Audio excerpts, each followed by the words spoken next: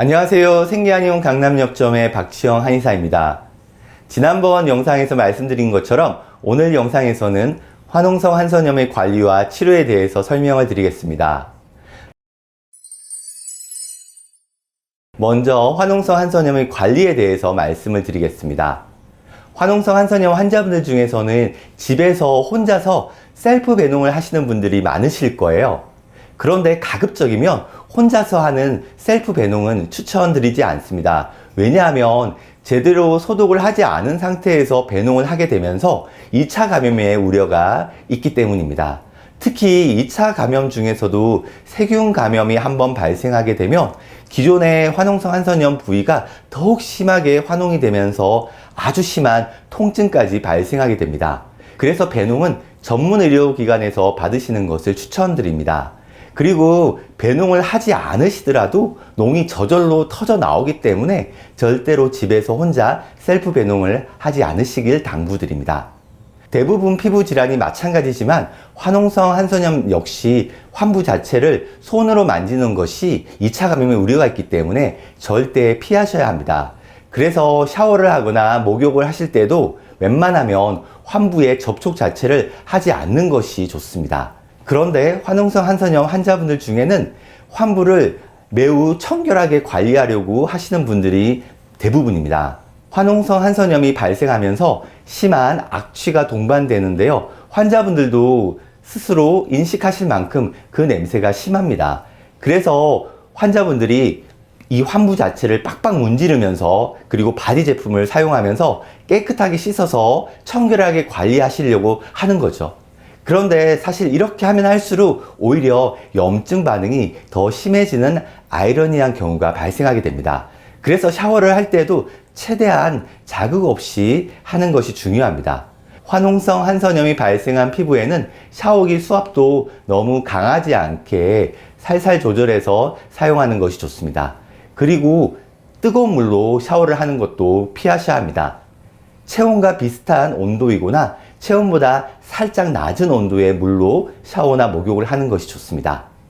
화농성 한선염을 악화시키는 요인으로 여러 논문에서 두 가지를 주로 언급하는데요. 바로 흡연과 비만입니다. 따라서 금연과 함께 적절한 체중 조절이 반드시 필요합니다. 실제로 제가 화농성 한선염 환자분들을 치료하다 보면 과체중이거나 비만인 환자분들은 저체중이거나 마른 분들에 비해서 치료 속도가 꽤 많이 떨어진다라는 것을 경험적으로 느끼게 됩니다. 그래서 저 역시도 환자분들께 음식 관리와 함께 체중 관리를 무척 강조하고 있습니다. 다음으로 화농성 한선염의 치료에 대해서 말씀드리겠습니다. 화농성 한선염 치료를 위해서 저희 한의원에 내원하시는 분들은 이미 수술까지 여러 차례 받았지만 재발되어서 내원하시는 분들이 대부분입니다. 화농성 한선염은 단순히 피부에 바르는 약이나 수술을 통해서 치료가 가능한 질환이 아니죠. 그 이유를 자료화면으로 한번 설명을 드리겠습니다.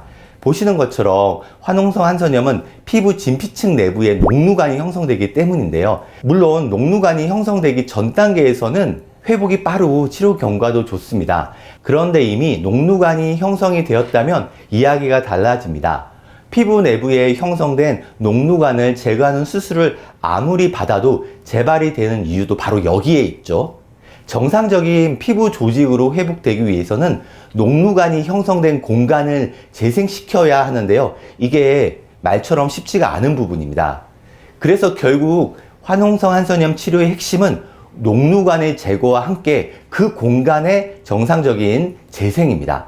녹루관이 차지하고 있었던 비정상적인 공간을 정상 피부세포로 재생시키는 것이 바로 화농성 한선염 치료의 핵심입니다.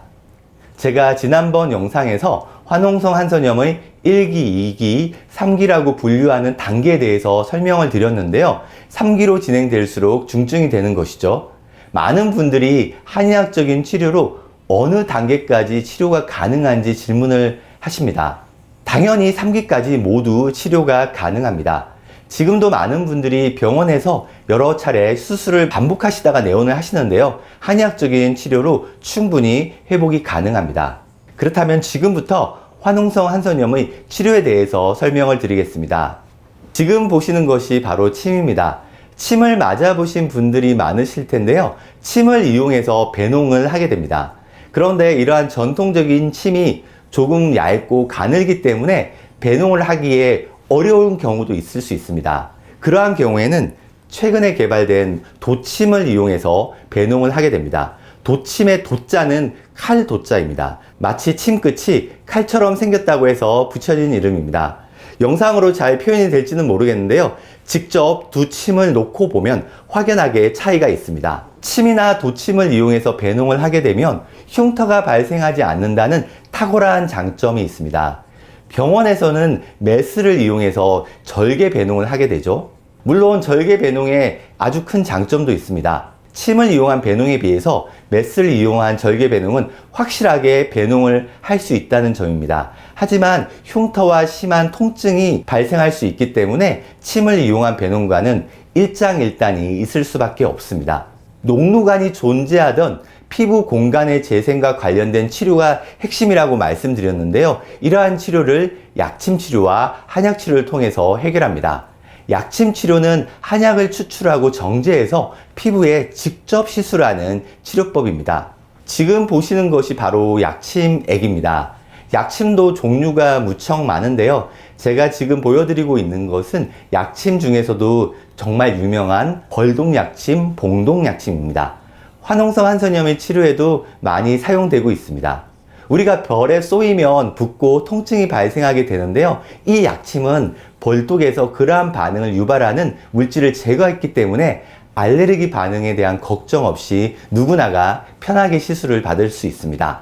오늘 영상에서는 지난번 영상에 이어서 화농성 한선염의 관리와 치료에 대해서 설명드렸습니다.